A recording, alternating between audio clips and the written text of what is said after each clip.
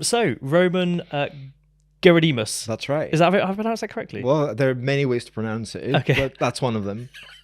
How would you pronounce Actually, it? that is the closest to the Greek way, so that's actually pretty good. Oh, really? Yeah. Oh, well, that's not a bad start then. Not at all. How are you, first of all? I'm very well, thank you very much. Good, glad to I'm hear. having a good week so far. It's like Monday afternoon, so you never know. Yeah, it's all downhill from this Well, point here. totally. Yeah. No, thanks so much for coming here and chatting to me today. Pleasure. I guess we should probably open just by maybe introducing yourself.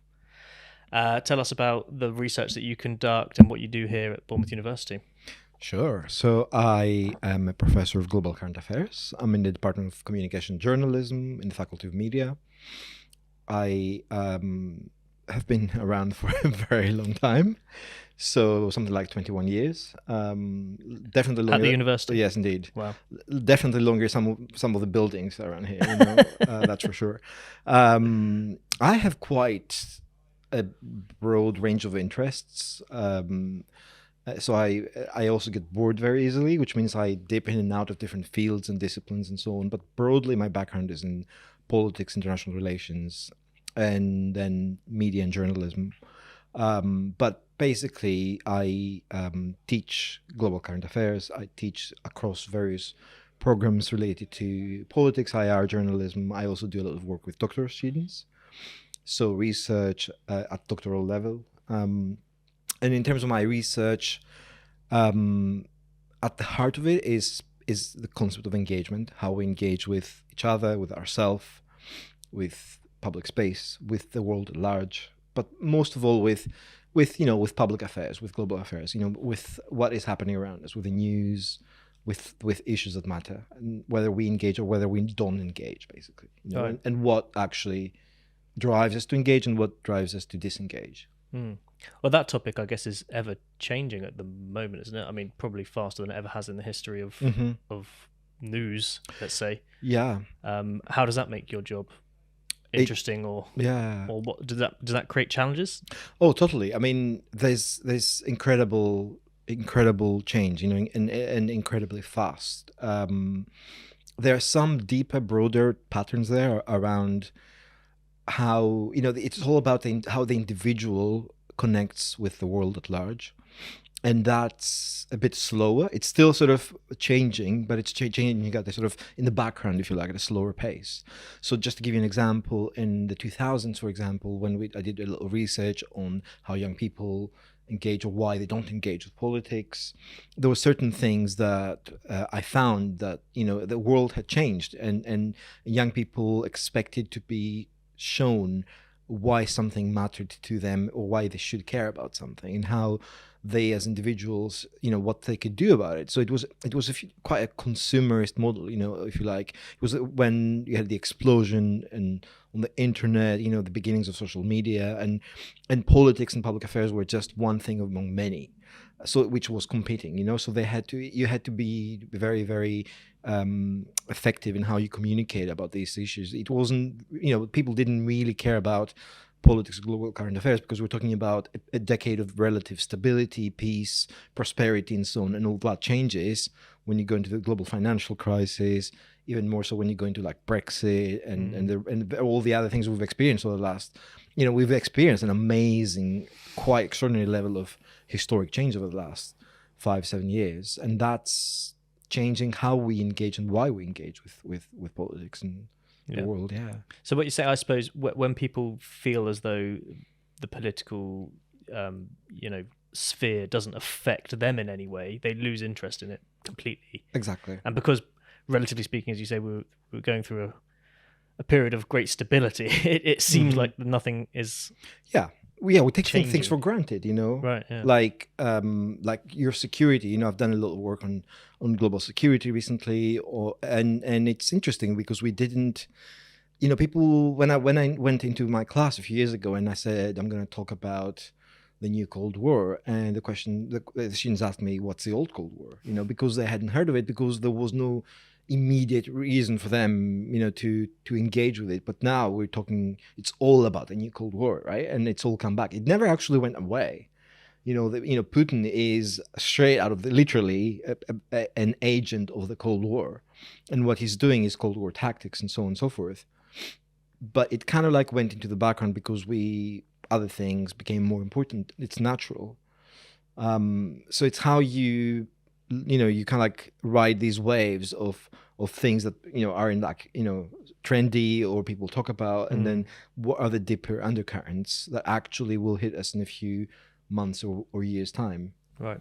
So when you say the new Cold War, which never went away supposedly, is this like cyber attacks, this sort of thing? Is this? I mean, definitely, that's definitely part of it. Right. And it's the nature of warfare is changing for sure. So it's interesting because before the second invasion of Ukraine, we thought that, and a lot of people thought that the old style territorial invasions were a little bit out of fashion, that they wouldn't, we don't do this kind of thing anymore, it's funny to use that term, isn't it? Right. Out of fashion, but I know what you mean. Yeah, as in like it doesn't really work, it's too obvious, it's too it's a blunt instrument. It's much better go for a fake news campaign or like hybrid, or even target journalists or politicians with sort of poison, whatever it is, because if it's sort of low level, it will go just under that radar of the news, and people may hear about it, but they won't really pay attention. So that was happening for like 10 years, from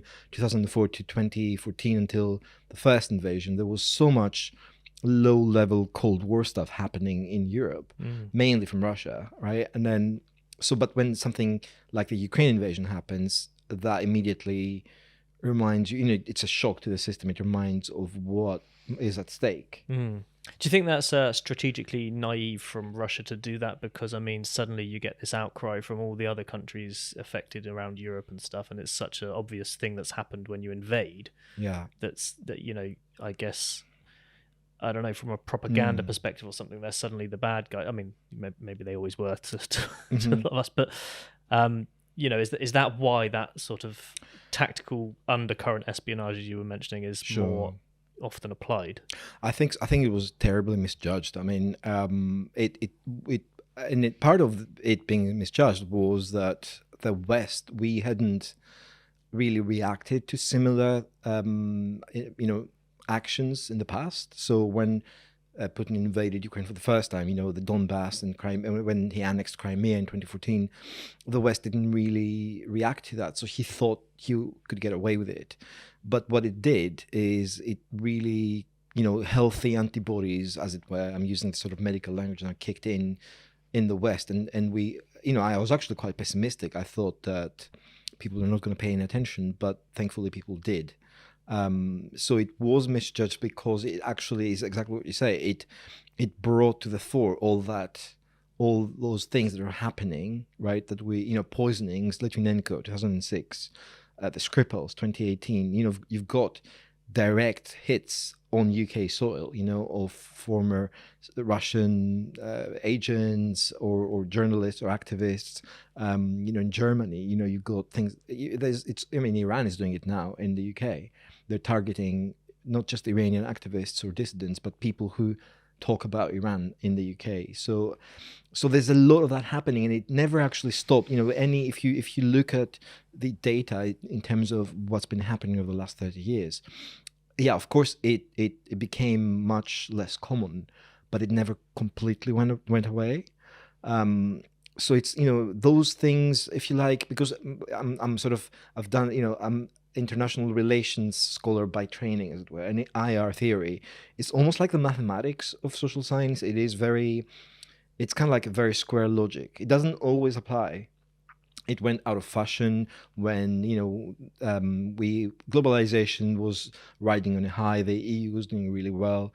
The US was sort of this neoliberal superpower, and everybody thought the history is dead and so on and so forth, right? And then so that sort of cold, cynical power politics view of the world was literally out of fashion. You thought as a dinosaur if you spoke in those terms, but it's all coming back now because countries are starting to behave to just subscribe in that model, and then the more you do, it's like a vicious circle. The more people put law and globalization and human rights aside, and they operate in conventional power politics, then it just becomes like everybody's doing it, so I have to, it becomes like a prisoner's dilemma. You don't trust anybody, so you go back into these very primal ways of functioning as a state. All right. Do you think we're in the middle of a transitional period of some sort right now, or 100%? Yeah, totally. And what do you see as the end result? Can you try and predict that or not? I don't know. I mean, if you think about it, if you think about sort of, and I'm obviously simplifying now, but if you think about big periods of, historical change, so 1945 to 1989, the Cold War, 1989, I would say the beginning of the end of this post-Cold War period was 9/11. For me, 9/11 is the moment when everything changes. And, you could feel it at the time. It was this huge event that like that day, the supremacy of the US symbolically was hit, but then all the mistakes they made strategically, overreaching and, going against, the UN and in public opinion, Afghanistan, Iraq, and so on, that really was the unraveling. So we've been witnessing this unraveling for the last 20 years. So I think we're now in this middle of this transitional period. The Cold War and post-Cold War eras are over. We don't quite know what the next step is going to be. It could be a global disorder of some sort, like, an anarchic system where everybody's going back to, an arms race and literally spying and killing, people through drones, and it's just like a very, very violent world. It's quite a grim view. Another view would be that the more sort of liberal norms, the democratic norms, will prevail, that maybe Putin will eventually be defeated, that maybe Xi Jinping in China, who's doing all sorts of things from a genocide to neocolonialism, will also be domestically challenged, and that he will find a limit to what he can do globally, and that some sort of you will never go back, well, not in the near future, to sort of this 1990s US-led model, but maybe we can come to a more peaceful, stable arrangement globally, that in which you have a better voice for the global south, for example. There's all sorts of things that we can improve in the model. It's not like that the world was perfect, for the last 30 years or anything like that. When you say the global south, do you literally mean the southern hemisphere? Yes, and mainly we're talking about what we used to call the developing countries, but it's much broader than that. It's not just about economics. It's about, for example, the fact that Brazil, Argentina, South Africa, well, actually just Africa generally, India. These are huge parts of the world with billions of people, and they don't, for example, have a seat at the permanent seat at the Security Council, or they're very underrepresented in global forums of decision making. It's really hard to change that system. It's a system that was put in place after World War II, after the Holocaust. The current configuration of the system is very much a product of what happened in World War II, and I don't know how that can continue for much longer. Yeah, sounds outdated if it's lasted that long. Yeah, and it's still in the same sort of structure as exactly. It was previously. Yeah, but it's also very, very inflexible, right? It refuses to change, and I get why, but it's dangerous because it means that at some point it stops working. Yeah, of course. Yeah. You mentioned earlier that you did some work with around NATO recently. Yeah. Are you referring to the chapterized film that you directed? Yeah, I haven't watched all of it. I'll hold my hands up, but I've watched bits of most of the episodes. Sure. I will get around to it soon. I promise. But no. So does NATO play some sort of part in all this transitional stuff that you're talking about as well, and how that's going to change? Because the final episode of that sort of discusses NATO in the 21st century. Yeah. Do you think that has a big part in all this? Well, they would like to play a part, but I mean, it really is an open question. They really are looking for a way to operate and function in the 21st century, because NATO is a typical example of a 20th century organization. They based on consensus. Every country can veto decisions. Like, Turkey right now is stopping the accession of Finland and Sweden into NATO. So it's a model that is based on consensus, and that makes it really super hard for an organization to be flexible, to be able to address challenges. It's a very, the infrastructure and the bureaucracy of NATO is very strong because they have a lot of military might, right? And they are a defense alliance of some of the most developed and rich countries in the world. But the political decision making is just good old politics and good old negotiations between sovereign states that are on a quid pro quo basis. So, and that makes it hard. So NATO is not like, this sort of standalone organization that can make up their own decisions. It's not down to the, as it were, the civil servants of NATO to make decisions. It all has to come from governments. So it's still about slow diplomacy and negotiations, and that delays things. But obviously, it's important. It's still important. Right. I mean, I'm out of my depth with this stuff, I'll be honest. You're teaching me a lot here. Nah. I mean, earlier you mentioned that you're someone who gets bored easily. Yeah, I mean, totally. it doesn't strike me as that at all. Oh, You're totally. carrying all this information in your head about this incredible global perspective that just seems amazing to me to be able to hold on to all that. Do you ever reflect on how that affects you as a person, maybe, or... It's definitely stressful. I mean, it's like, I don't know. I mean, I was hyper... Is there a constant angst that you're walking around with? 100%, but that's probably who I am as a personality. I mean, Okay. I was into politics and global current affairs since I can remember myself. So, which is an uncool thing to say, but I was like watching parliamentary debates when I was like 5 years old. That's not a normal thing to do for a 5-year-old kid. Yeah, wow. It's like, that's not healthy, But then you kind of like I'm like 46 now, so 40 years of reading newspapers and like watching shit happen, and eventually you start to get a sense, like a longer term sense of the world. It's really interesting, that combination of day to day. So my advice to my students is always just like reading newspaper every day, because nothing can really substitute that kind of familiarity you get about what's happening in the world, and sort of having a sense of this timeline, like you say, right? Historical, exactly, how things are shifting exactly. over time. But right. The only analogy I can use is that you just have like this massive, bag or box, and you're like throwing in a tiny stone every day.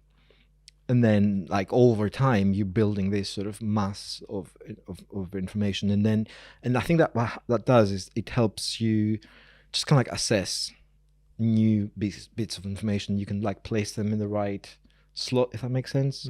So I notice a lot of my students are struggling to make sense of the news, and we've seen it in research, and it's completely understandable, because you can't.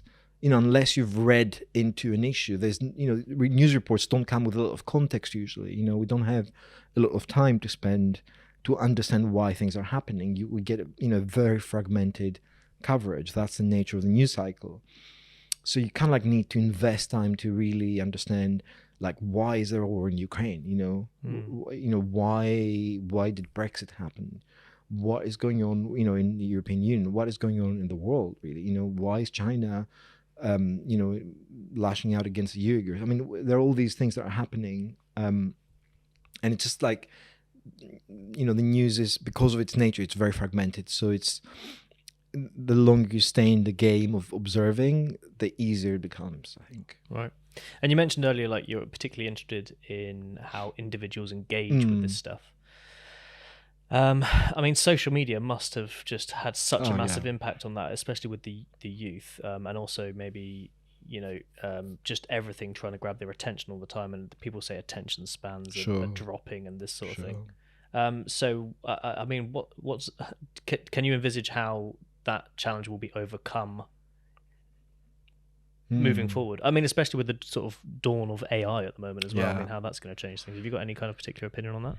I mean, it is the pace of change is unimaginable. As in, we talk about ChatGPT and how that took off. I mean, within 2 months you have 100 million users, right? And early January you start to have conversations. Universities need to think about how they're going to adapt to this, because oh, it may affect assessment and even our jobs within 3 to 5 years. And then a month later, you've got students literally like downloading their coursework through, not 3 to 5 years, like a month later, it's already happening.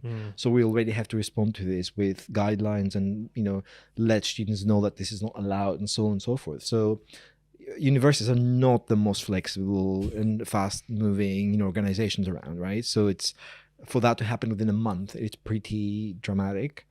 In terms of more broadly in terms of engagement, I think, it's very early days to say how AI is going to change the way we engage.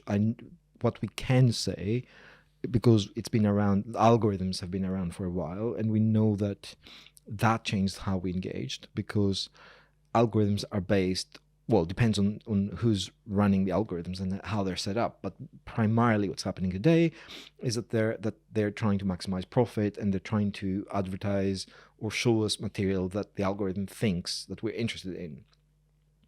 So naturally, what that means is that, first of all, you get this really well-designed addictive flow, whether it's TikTok or Facebook or whatever, which is sort of, purely designed to keep you on the platform.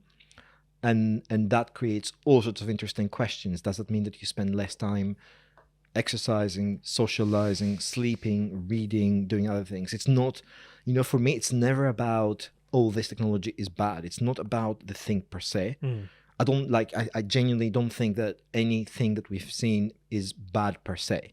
It is the effect of, how the architecture, how the whole structure of it and the culture of consumption means that it displaces other things, or it has other effects because of how much you were going to be overusing it, right? So and no platform per se is inherently bad, I think. It's just, but some platforms though are designed, to appeal to the lowest common denominator of the human nature. Yeah, basically. Of course, yeah.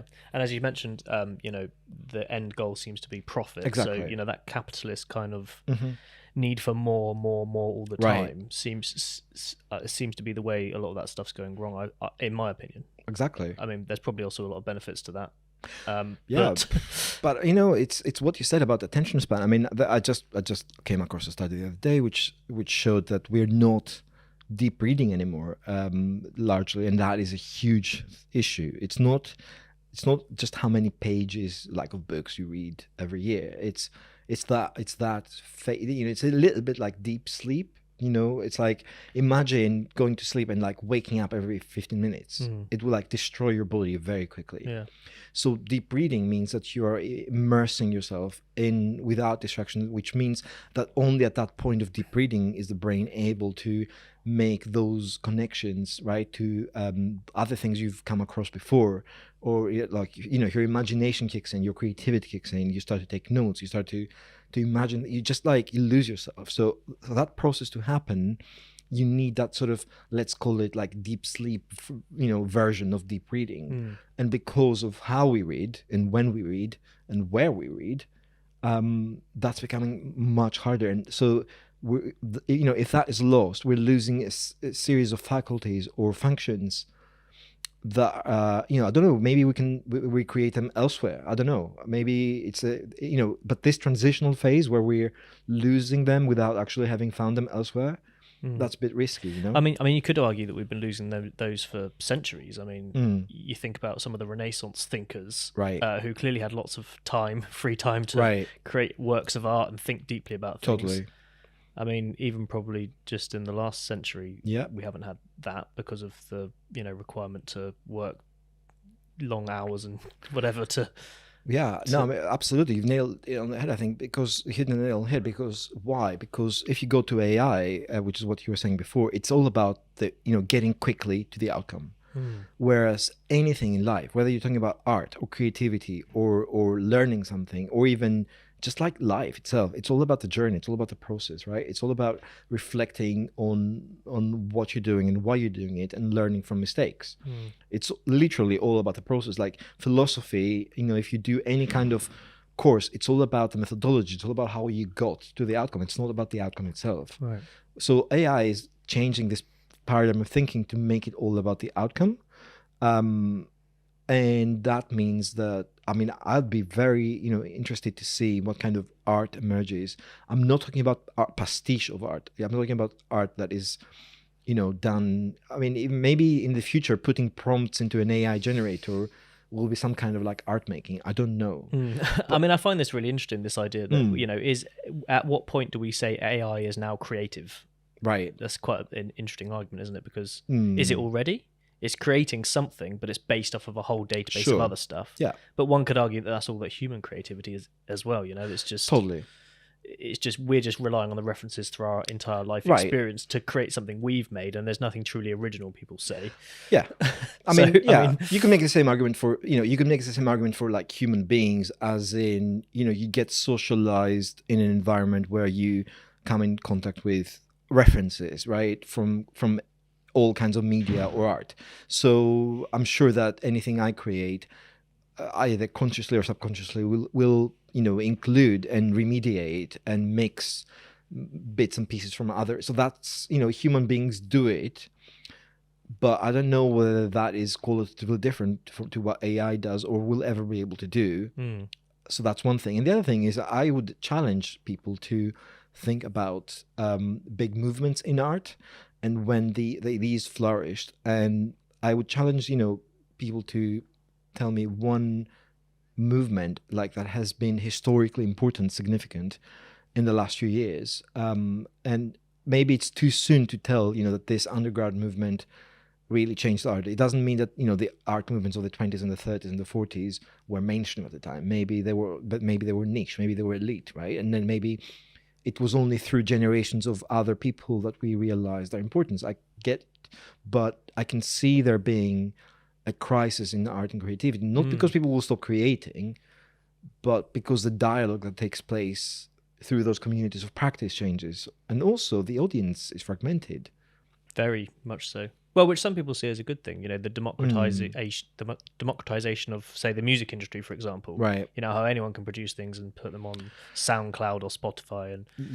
And there's two sides to that, right? So one side is anybody can produce, in theory, anybody can produce music. I've spoken to people who are in the music industry, and there are different business models, and there are business models which mean that certain artists, breakaway artists, can maybe succeed where in the past maybe they wouldn't have. But if you think about the business model and the gatekeepers of those industries, I just think it's actually a lot harder to have a sustainable career in the creative industry.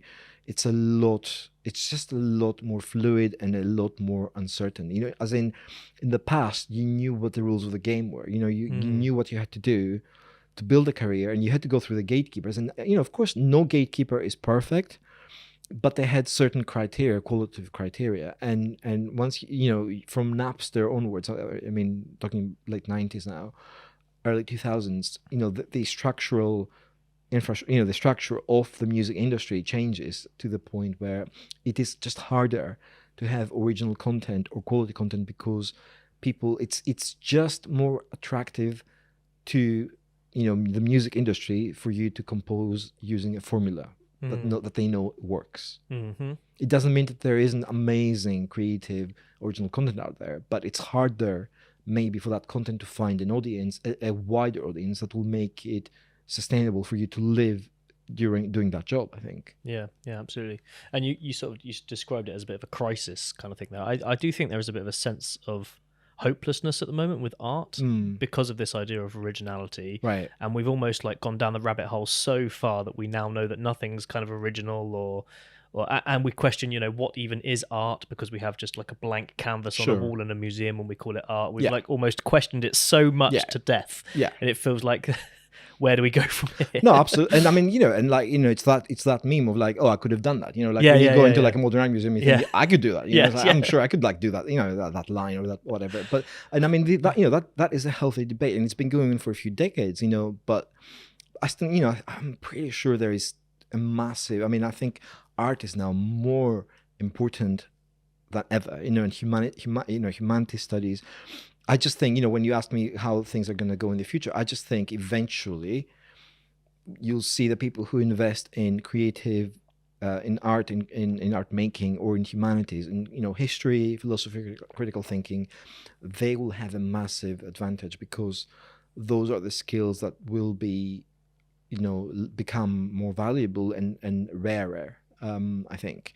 So because we're losing the muscle of like that critical thinking and that process making because of AI. So whoever is able to hold on to those skills will actually have a competitive advantage. Interesting. It's counterintuitive if you think about it, right? Because you're thinking, and what's the point in learning foreign languages? Because in a while you'll have AI do that simultaneously. Maybe you won't with an earpiece or something, right? Yeah. So, I mean, just to give you another example, I think that already exists, to be honest. Of course, yeah, totally. And then people will start questioning the point of spending thousands of pounds and hours of your life to try to learn a language, but it's not about the product, it's about the process and how that changes your brain, changes yourself, right? Yeah. But I think it's the physicist Neil deGrasse Tyson. I don't know if you've ever heard him. Right. He rants on about physics quite a lot online, but he said something along the lines of, when people say, oh, why did I learn trigonometry at school? Like, I'm never going to use that. They didn't teach me about taxes. They taught me about this, that, and the other. But he says exactly that. He says it's because it's teaching you a way of thinking about stuff. It's not the actual theories that are important. Totally. And so my worry is that it will create that it will create a massive economic and social inequality, because people who go into good schools and they do Latin and ancient Greek and whatever table manners and all the things that you think are like completely useless and sort of the old life, will actually they're important because they are about how to socialize and how to think critically and how to put everything in a perspective. Whereas I'm not suggesting that obviously technical skills or like coding or things like that are not useful, but you can't just live on those things alone. You need also the humanity in it, right? And I think that's actually the danger, is that people just go for the easy option, which is to just try to get everything ready made. But that doesn't, I think long term that will cause a lot of damage to themselves and to their communities, because it means they're not resilient enough. They haven't gone through like that trial and error process of learning that really helps you develop as a human being. That makes you a little bit more resilient, a little bit more autonomous, Yeah, right. If you become too dependent on technology, and what happens if the technology is withdrawn from you? Good point. I don't know. I don't want to sound too pessimistic though, I mean, I don't know. Like, it's too early to say. It's just like, maybe I'm just scared because we're seeing a lot of change, and change is scary. I'm sure there's like great things coming out. I mean, I know there are great things coming out of AI in medicine, for example, that are amazing. That will save lives. So, but it's all the other things to do with democracy and engagement, socialization, and all those other things that have to do with as human beings that we need to not worry about, but like work on, maybe. Right. Yeah. I mean, I think maybe as a side effect of this globalization type thing as well. I mean, I was born in the 80s. Grew up pretty much in that massive transitional period of the internet and all that stuff. I suppose I've got this slight feeling of kind of ineffectiveness. Like, I can see the problems, but there's nothing I can do to resolve them, kind of thing, because I feel like I'm part of this massive community of 7 billion people, Sure. As opposed to, maybe at one point in time it was a few hundred people in your village or whatever, where you felt like you could make a change. Yep. So I think that kind of mindset is, I don't know if it's a problem or not, but right. I feel like to make an impact, I need to impact 7 billion people almost, as opposed to just 100 or whatever. Well, what you've just done just now is to pinpoint, I think, the single most important issue, at least from like my background, which is in civic engagement, political socialization. That whole paradigm of democracy is based on the idea, it's based on just a very simple concept. It's called self-efficacy in the literature, right? It means that I believe that my actions can make a difference, can have an impact. The whole idea of not just just go beyond politics, just in life in general, the idea of freedom, of free will, is that your actions, that you have control over your life, that you have agency over your life. And what we're seeing right now is the beginnings of that notion, that either because of globalization or because of technology, we're basically losing control, we're losing agency, and that we're not able to influence the system. The system may be algorithms, it may be surveillance, it may be anything else, it may be governance structures, it could be anything. And that is the single most dangerous thing that can happen, because it's, you can see it as a massive exercise in disenfranchisement. It means it's very cyclical, because if you take away that belief from individuals that their lives have meaning, that they have control, very quickly you end up with people who are resigned, and that creates a massive problem. It doesn't mean that it's not about one person always. It doesn't mean that if you donate £5 you'll necessarily save the world, or that if you work for a day that you'll save the world. It's not. Politics is very hard. It requires compromise, it requires negotiation, and just losing, and it's all fine. It's all part of coexisting, as you say, in a global community of 7 billion people. So it's not about one person always saving the world. We have to work together, but at least you have to have the sense that you have a voice, that your actions are of consequence to yourself, to your local community, and more broadly to the world. And when that chain breaks, that is a beginning of like a totalitarian state, because you have basically, not a public or people that are completely disempowered. It's just cyclical, because if you believe that your actions make change, you're more likely to engage. If you believe, like, the biggest driver of disengagement and apathy is the belief that whatever I do won't make a difference. It's like, this is like a complete like catch-22. Where do you start from when people don't believe that? How do you change their perspective on that, right? But it's exactly what you said. So I think it's not just a problem, it is the problem. Right. And do you think this has been a sort of a strategy of totalitarian states totally to create that kind of sense? 100%. I mean, we're seeing it in China right now. What they're doing is they're integrating AI, surveillance, biometrics. The level of control it's just ridiculous. It's this sort of social credit thing. Exactly. Is that a real thing? I mean, I heard about totally, that. Yeah. It's not yet like a one, sometimes it's misunderstood and people think there's some amazing coherent one system. It's actually a series or a compilation of systems locally, together, nationally, right. Exactly, in different layers. But it's all based around that idea that the state rewards you for good behavior and punishes you for bad behavior. And the good behavior could be, I'm just give you a ridiculous example. You go into like a public toilet and it will scan your face and your biometrics and dispense a piece of like toilet paper, and if you go back again, it won't give you a second one because that was your piece and you're done. If you jaywalk, you have screens next to the traffic lights, that triangulate your face, your biometrics from the cameras with the databases and project your face on the screens. I mean, it's not gonna. I'd heard about that example. Yeah, that was the example that sort of shocked me. Exactly, and there's 2 points to that. One point is it embarrasses you, but the other thing is it shows you like we're watching you.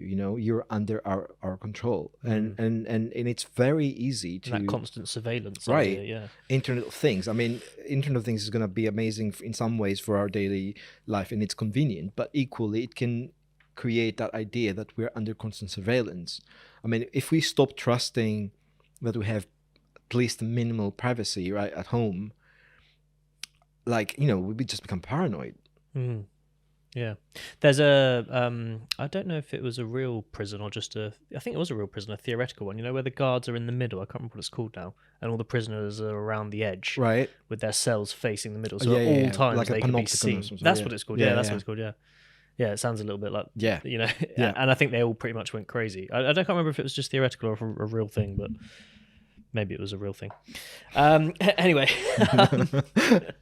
so you do a fair amount of teaching here at the university, and what else do you do? Do you enjoy the teaching as well? I do. I it's because that's sometimes a bit of a split between some people. Totally. No, I mean, I hope my students won't hear this, but teaching is actually like going to the gym. You feel bad going into it. You feel amazing when you come out. Oh, that's nice. Yeah. I don't think they would mind that, your students. Right. So it's like, I hope they don't mind saying, like, sometimes, you're having a bad hair day, or you feel, yeah, it's a feeling you feel of under dread the that you're weather, going to have to stand up and talk in right, front of people at times. and yeah. or like just sort of preparing whatever it is. But Yeah. the actual interaction is always rejuvenating. I've gone into teaching with like fever and being ill and like heartbroken, and like all sorts of things were happening to my family, to me, and like it's like you have to, you're an actor and you have to go and play in a performance, and we get paid so that we show up at the time and then deliver, like, for whatever time in whatever situation we're in, right?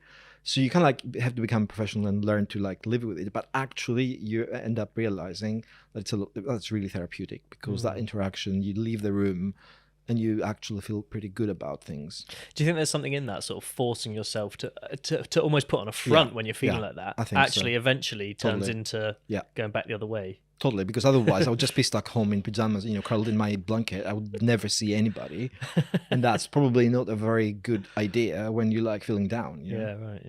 Yeah, absolutely. Yeah. I was reading your LinkedIn bio For you. yesterday. It's very well written, actually. Well, it's totally out of date, but yeah. Thank you. I'm quite envious by it, because I find it hard to write those bios about yourself. horrible.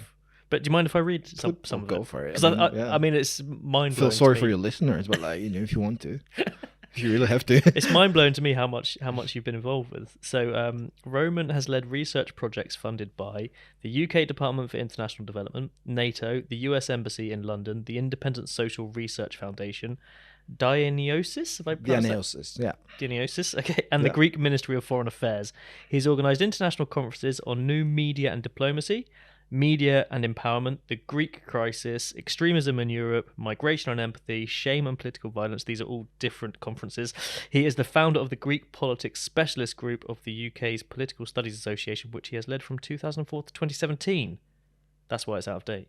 You haven't updated that date. No, actually, I did finally, like Gaddafi after decades. Well, actually, Gaddafi was overthrown, whereas I left on my own accord. But like, basically, I left that rule after 13 years, and I think it was high time that I did. And you weren't overthrown. No, I wasn't actually. Thankfully, no, your statue didn't get torn down. I wish I had been overthrown for years, but I wasn't. Right. Yeah. I mean, I could continue, because Roman's work has appeared in global media outlets: CNN, Sky News, BBC, AP, Euronews, USA Today.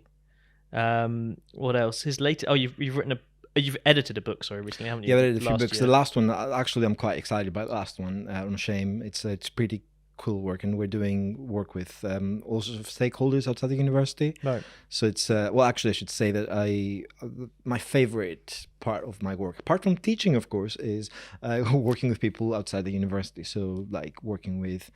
Just like last week, we did a workshop with an amazing theatre ensemble called The Faction, because they were putting up a performance of Macbeth at Wilton's in London, and we did a workshop with them on shame in Shakespeare, and doing workshops and seminars and lectures with the criminal justice system, with museums, galleries, with Freud Museum. We're doing a conference next month, and an event in the summer. So it's like, I'm really passionate about this research and this whole work on the concept of shame as a driver of aggression and violence. And the more I dig into it, the more I discover that it can be applied and used by people.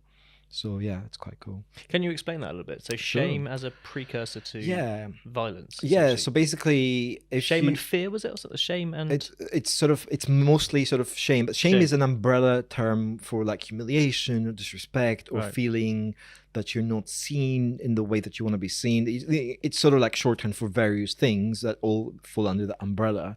It's the work of an amazing American psychiatrist called James Gilligan, amazing guy, who has spent 60 years working with thousands of like offenders in all sorts of institutions and prisons and hospitals and so on. And he's advised like Bill Clinton and Tony Blair and the UN and so on and so forth. And he basically realized at some point that there wasn't a single case of somebody having committed a violent crime that shame wasn't actually the root cause of that they had experienced a catastrophic level of shame at some point in their lives.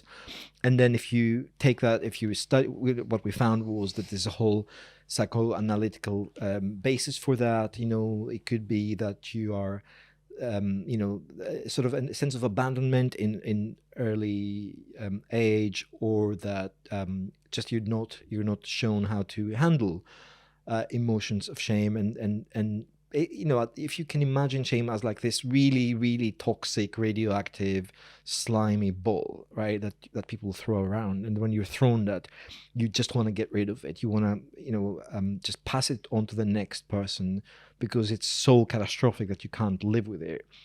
So this creates this like vicious circle of violence, or it doesn't even have to be violence, or just anger. So you shame me and I shame somebody else, or I harm somebody else, or I harm myself, and there's this like vicious cycle of violence. So violence is the obvious application of this. If you go into criminal justice or crime and so on, extremism, terrorism, it has amazing applications. But even if you don't go down that route, if you talk about how we bring up children, or what happens in a domestic situation at home, or even in a workplace, it doesn't have to be violence. It could be when people feel disrespected or humiliated, and how that creates dynamics of shame within a workplace. I mean, the applications are really endless. And what we found doing this project over the last 3 years or so is it's just this amazing passkey that explains so much around us.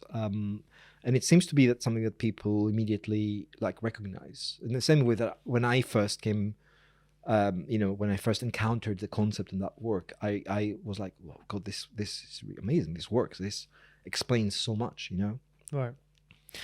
Does that tie in with your other research about global current affairs? Does it play any part in that? To an extent, it does actually. Yeah, because it has to. I mean, it is you can apply it to how why states go to war, like war from the Bible onwards, from the Homer onwards. It will. I mean, it's all started with somebody cheating on somebody's wife or husband or whatever, in typical Greek stuff. It's like, or it was just that idea of like going to war to restore pride. So pride, finding a way to restore pride is key to shame and violence dynamics. Right. So Wow. totally, yeah. Interesting, fascinating.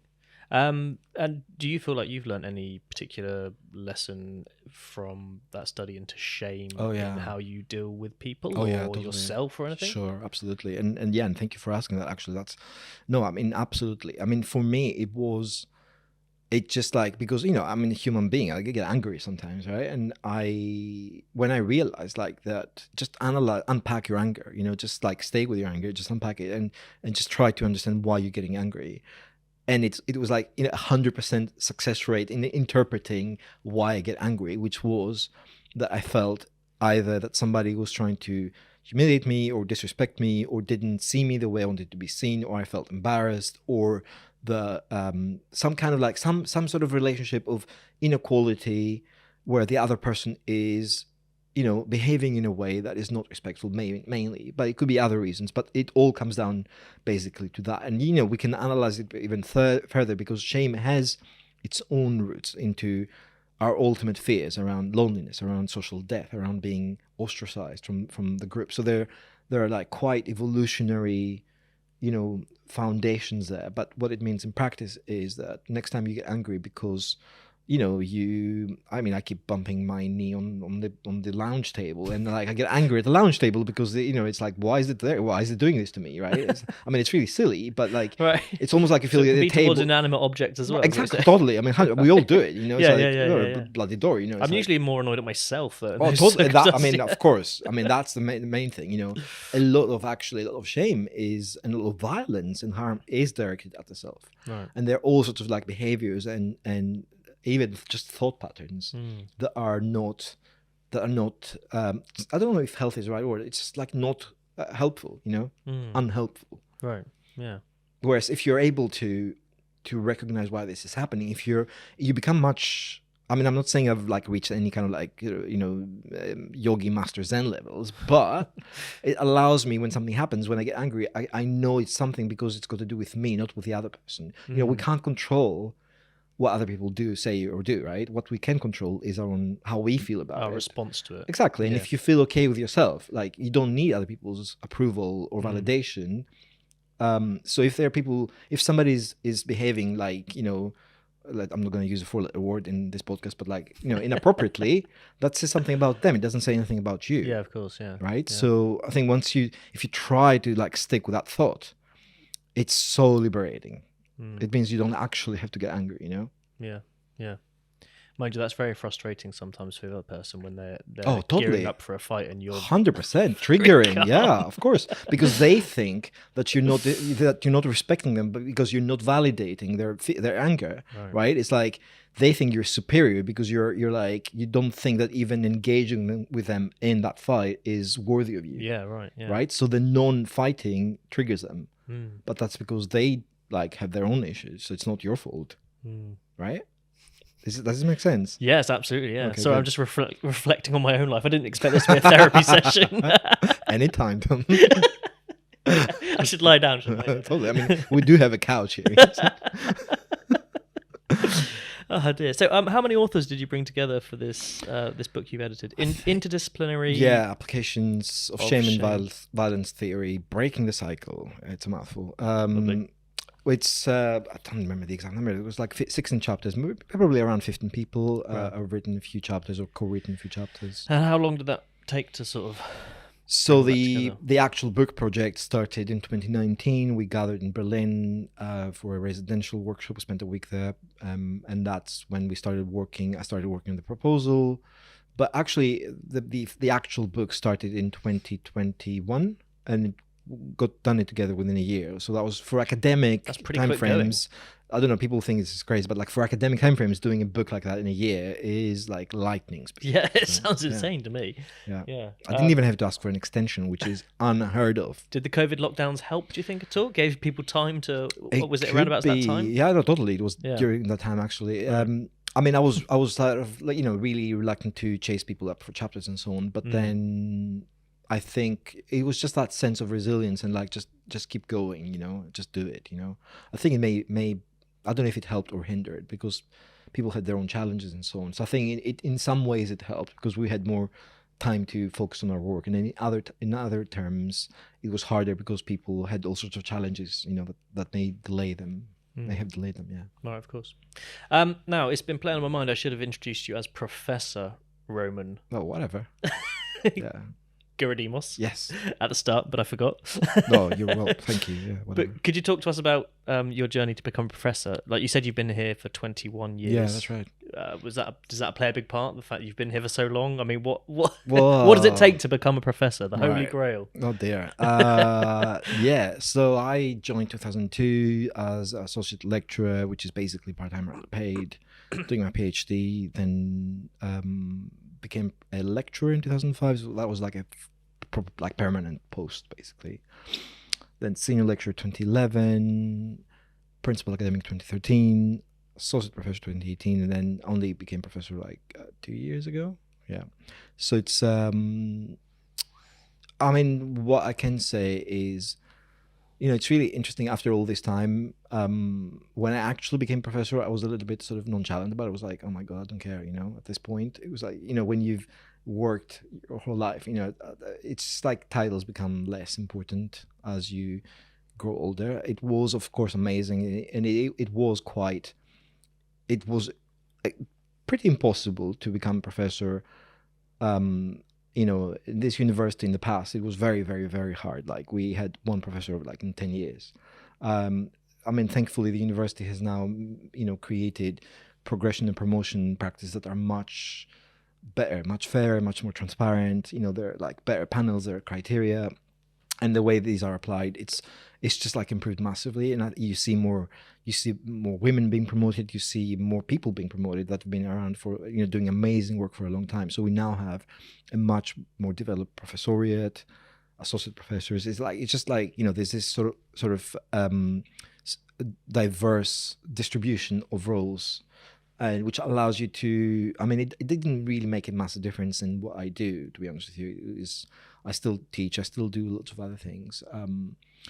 But I think, one thing I would say, and which you've like hinted at before, is, because I get bored easily and because I haven't strictly speaking, specialized in one discipline, right? Like just saying I'm doing just psychology or just political science, or whatever it is. I thought initially that it would be impossible for me to get promoted, because I thought it's just like makes it harder to sell yourself and to get lots of Google, citations. To market yourself as one Right, thing, essentially. exactly. Yeah, right. And it also means that it's just harder to then become well known in that field, because you keep moving fields, right? So, but I wasn't going to like compromise or, my need to just learn different things to become promoted. So the one thing so you've literally trusted your instinct. Yeah, on that the totally, whole way through, 100%, really. 100%. That's quite amazing, really. For such a long time to Yeah. have stayed stuck at that kind of ethos. Well, to be honest, I don't think I would have done it differently, because I literally would have died of boredom if I had to do the same thing for 20 years. Like, I mean, I completely respect, and we need people who specialize in one thing. It's just like, I don't know that I would have had the patience to do that, unless, I mean, I don't know, maybe one day I'll find something that is so unending in its sort of insights that I will spend the rest of my life doing that. But I mean, the one thing I was like quite happy and proud about when that promotion happened was that I felt like I did it in my own terms, if that makes sense. Yeah, that's great. It's quite refreshing to hear a professor saying they get bored easily, I think. Oh yeah. Oh God, yeah. No, absolutely. So should we talk a little about you, the man? Sure. And what sort of led you to this, right from maybe your childhood? I mean, you're Greek, is that right? I'm Greek. So did you grow up in Greece? I grew up in Greece, absolutely. I was born in 1976, so yeah, grew up in the 80s, which was an amazing, actually. It was, the 80s were like such a. I mean, I know there were like a lot of challenges, in Britain and elsewhere, with economically and so on, the end of the Cold War, and actually that was a huge influence for me, like living, growing up in the Cold War and being hyper aware of, I mean, people who have no memory of the Cold War won't really resonate with them. But for people who lived during the Cold War, there was literally every day there were stories about nuclear war. So you knew that literally every day, I mean, that there could be a war and that, this thing could end, So it's a little bit like climate change today.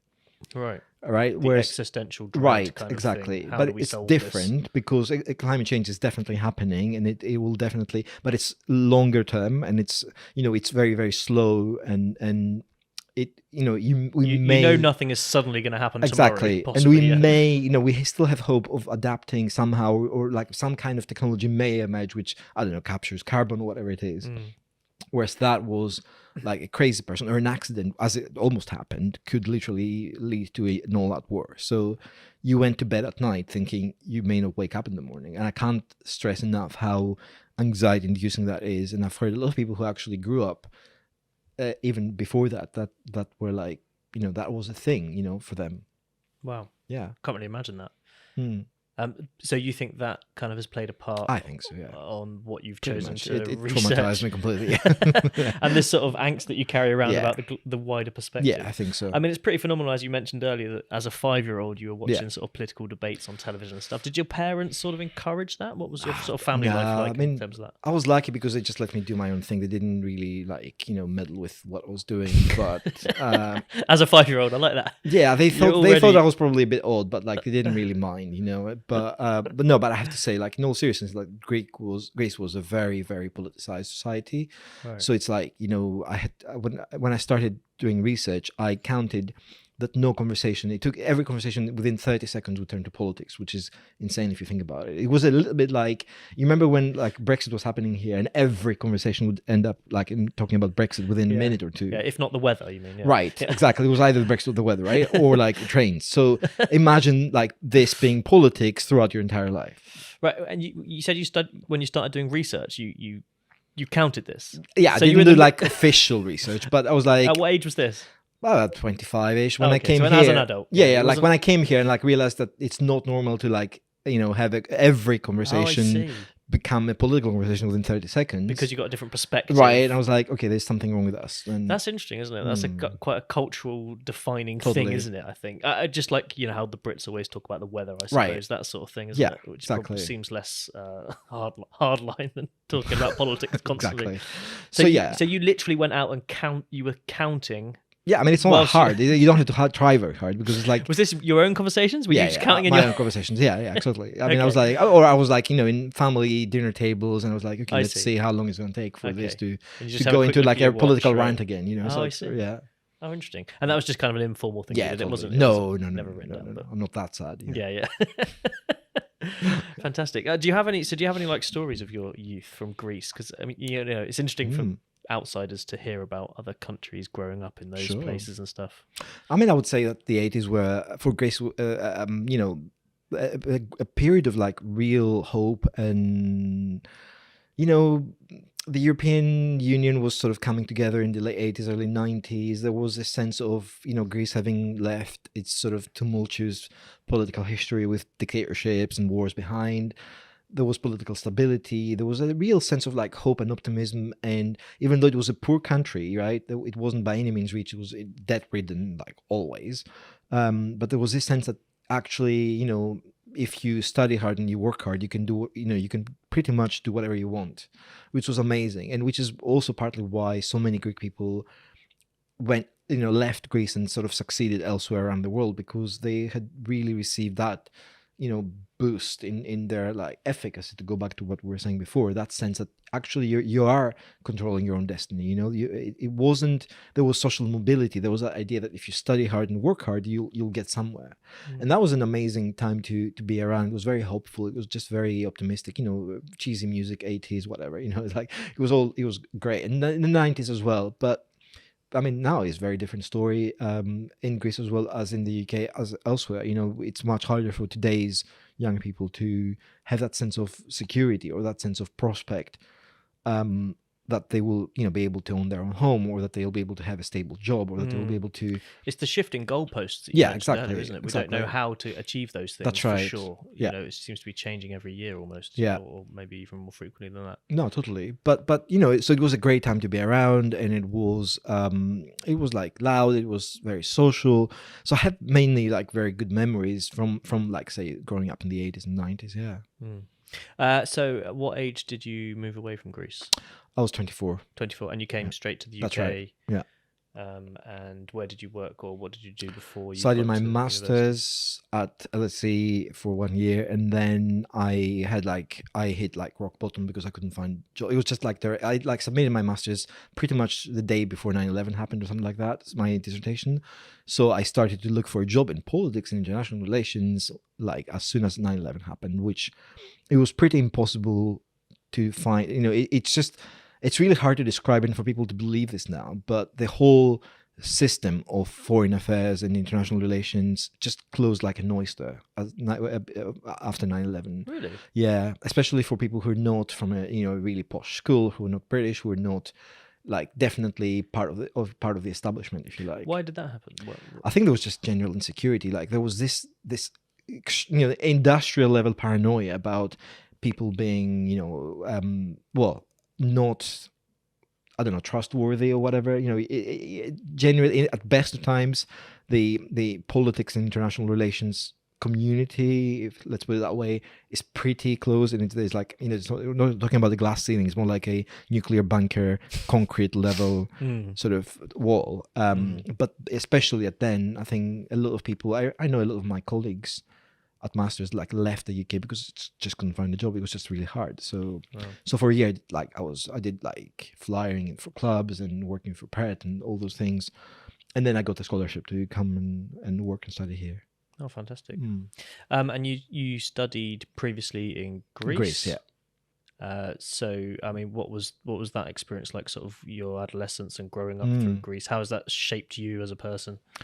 Did you have a lot of friends? You said like you went out. Quite a buoyant time. I didn't have a lot of friends. I eventually, I mean, I was a little bit sort of nerdy, geeky. Focused on your studies?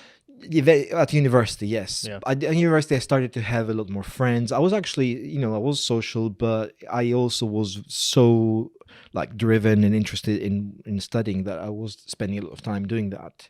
But I did have friends, and I do have an amazing social network back in Greece. And it's amazing that like those relationships that I'm sure this is like the same for everyone, that you have when you're at school or university, how they, or like where you grow up, these like stay with you for your life. I don't know, there's something about that age and the relationships you formed then that never actually goes away. And when I go back, it's like we never, it's not like I never left, basically. Yeah, I've reflected on that sometimes. I've got a really close kind of group of friends from school, and I wonder if it's because it's such a fragile and insecure time that those who are around you and go through that with you, exactly, you feel like this massive trust of totally bond between them, that they didn't mock you at every exactly moment of your embarrassing existence at that age or whatever. All the changes you're going through and stuff. No, that's a really good idea. It's very formative because you go through all that extraordinarily challenging time together, basically. So they've seen you like at your worst, and if they're stuck with you when you look ridiculous and you're doing ridiculous things, they're keepers, basically. Yes, absolutely, so you mentioned earlier that the 80s and 90s was a really great time. In looking back now, do you think there's a sense that we always look back through nostalgic eyes on every era? Do you think at some point in time, this era right now, we'll look back and say, the 2020s were great? Well, it feels to me like hard to imagine that right now. I know what you mean. I think that, I don't know, like potentially. I mean, depends. This is very subjective, but I do think that we always, and maybe there are like this like science to prove this, we always look back, usually look back at our teens or the decade of our teens as something, genuinely like with nostalgia, as you say, right? So I'm sure that people growing up today may look back, especially if, we live in a world, kind of like managed by AI. We'll look back at those. We were so free back then. We didn't have whatever. And is it genuinely because things are just getting constantly worse, or is it just all in our minds? I don't think so. I think part of it is psychology. Part of it is not everything is actually. A lot of things actually are getting better and easier. And if I think about my life back then, we were doing a lot of things that were repetitive, that were difficult. I mean, the internet, despite everything, has been amazing. And I was on the internet I was like 1995, so I was like very early adopter in Greece, and so I've experienced amazing. I've met people all over the world, and I was like, when we were doing Usenet groups and IRC and all those proto social media, where you chat with people all over the world, and there's something beautiful about it, about coming in touch with people from all over the world and finding information that you look like on everything, in blogs.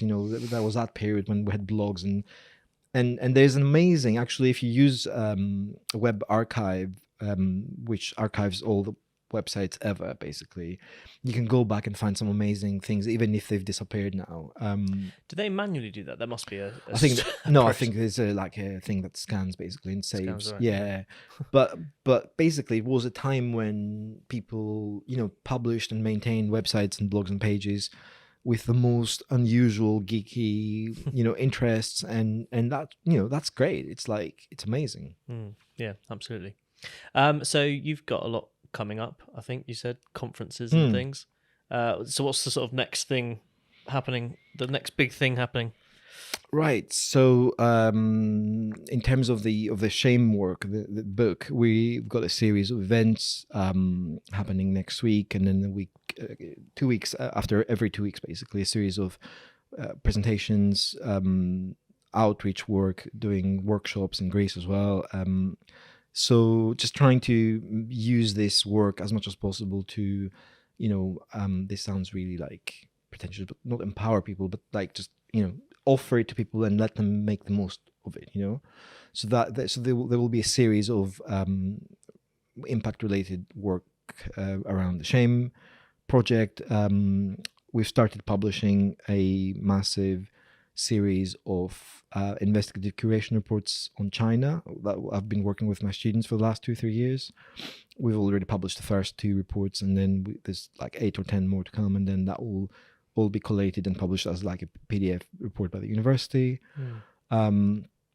I am working on various like grant applications that relate to these projects as well, and I'm scripting. I've been trying to finish a film script that I've been writing, but it's something that, the thing that always gives way when there's something more urgent happening. The creative stuff tends to. Well, I know. I suppose maybe that's unfair to say. No, it is. Because most stuff is probably creative to some degree, but yeah, the like passion.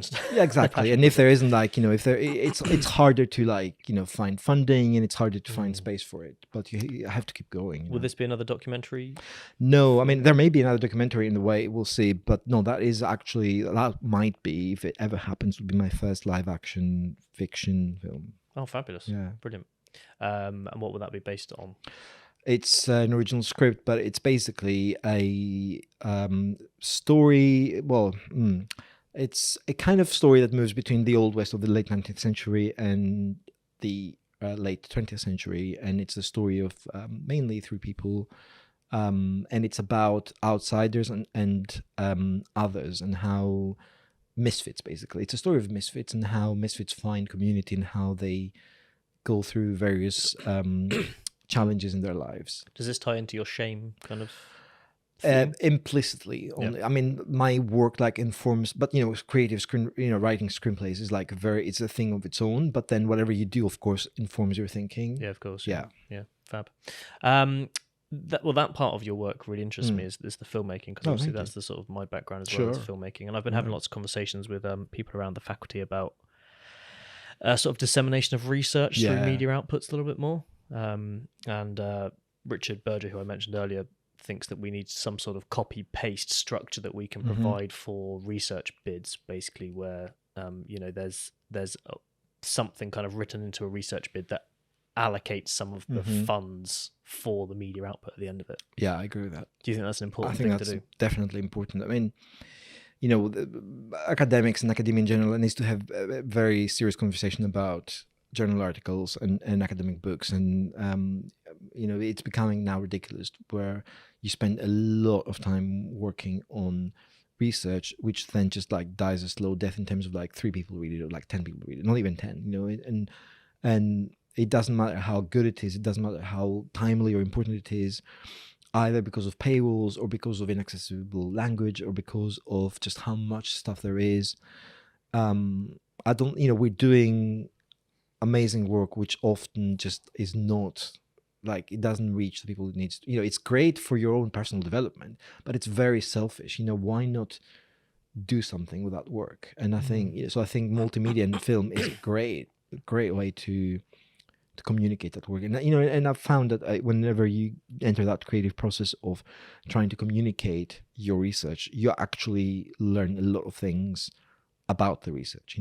Really? What, by sort of refining it into a script? Well, yeah, it's just even the production process and how you choose to edit and communicate and shoot and stuff. It's any process of production is a creative process which inevitably will force you into a reflection around what you're trying to say. What is your story? What is it? How are you going to structure it, and why pick that structure, and what does that mean? About your story. And so it goes back to all those epistemic questions around knowledge and what is truth and how do you arrive at that? And I think so. It's not. I don't see it at all as kind of like the sort of this afterthought. I think it is actually part of the process. Right. I had a question that's just slipped my mind. If only one question slipped your mind, you're still fine. I routinely forget everything. So. There are probably 1,000 along the way that have slipped my mind. No, it was to do with what you were saying about films. And now I'm going around in a cycle in my head thinking I've forgotten the question and we're on a podcast and it's just... I mean, it's your podcast. You can take as much time as you want. Yeah, I'll just edit this bit out. All right. Yeah. where I look like a fool because I can't think of the question I was going to ask. No, that was what I was going to ask. Yeah, so you mentioned we need to engage the right people. Generally speaking, I mean, this is probably going to be a hard question to answer because it's contextually dependent on the research, but who are the people that we need to be aiming research at? Is it the general populace or is it like policy makers? Who should who should we push this stuff at to affect change in the way we want with research? So I'm a romantic, right? I believe in equality and democracy, and I think that what I try to do, which is why I write a lot of pieces, like op-ed pieces from newspapers and websites, is that I think that it's important for the general public to get to, to encounter that work, to be able to, you have to be able to make that work available to a general public. Of course, depending on the work, like the work we're doing on Shame now, there may be stakeholders like, people who are in criminal justice or carers or social workers who have a role that can then take something from that research and implement it. And then there's, then you enrich the system, right, in a way. But from my political / civic engagement / democracy, with that hat on, I hate that idea that the public is like too stupid or too not uninformed or whatever it is to follow. I think I've been in festivals doing screenings, and I've done all sorts of events from like Texas to India, and I've seen amazing engagement from audiences, which has surprised me. And that sounds really condescending, but it surprised me to the extent of like knowledge and engagement. So people want to engage, and people can engage with academic research. I think we have to be a lot, we have to think about how we communicate our work. It's not, to include as many people as possible, because if you don't do that, if you're only speaking to the same people, what you're only doing is you're actually making inequality worse. You're widening the gap, you're not closing the gap. If it is the same people who have the benefit of finding out more information all the time, effectively what you're doing is you're widening the information gap. Yeah, absolutely. Hopefully this podcast goes some way to resolving I hope so. that issue, but we will see. Mm-hmm. And I don't mean just this particular one, but it's amazing. It's great. I love what you're doing, for sure. Thank you. I think that's a nice point to wrap it up, don't you? Absolutely. Do you have anything else you want to say? I don't think so, but thank you very much for having me. No, thank you so much. It's been a great pleasure. And I pleasure. feel like I've learned a lot as well, especially about global current affairs and things. Good. That side of things is definitely alien to me, I must say. No, I mean it's everywhere, and I'm sure you're fully engaged. But we just give it a label, it's that. But thank you.